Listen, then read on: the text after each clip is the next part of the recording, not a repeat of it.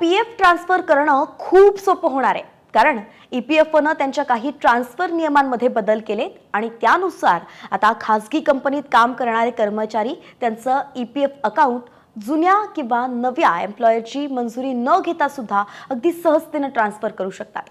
ईपीएफओनं 15 जानेवारीला एक पत्रक जारी केलंय, ज्यात सांगितलंय ज्या कर्मचाऱ्यांना 1 ऑक्टोबर 2017 नंतर यूएएन क्रमांक जारी करण्यात आलेत आणि ते आधारशी लिंक्ड आहेत, त्यांना त्यांच्या मेंबर आयडी वरती प्रॉव्हिडंट फंडची रक्कम ट्रान्सफर करता येणार आहे. तसंच एकाच यूएएन क्रमांकावरती असलेल्या अनेक मेंबर आयडींमध्ये सुद्धा पीएफ ट्रान्सफर करता येणार आहे. जर 2 यूएएन क्रमांक असलेल्या मेंबर आयडी मधून प्रॉव्हिडंट फंड ट्रान्सफर करायचा असेल तर त्यामध्ये एक यूएएन क्रमांक 1 ऑक्टोबर 2017 पूर्वी दिला गेला असावा आणि तसंच किमान एक यूएएन क्रमांक आधारशी जोडलेला असणं गरजेचं आहे आणि खातेदारकाची सगळी माहिती योग्य असणं गरजेचं आहे.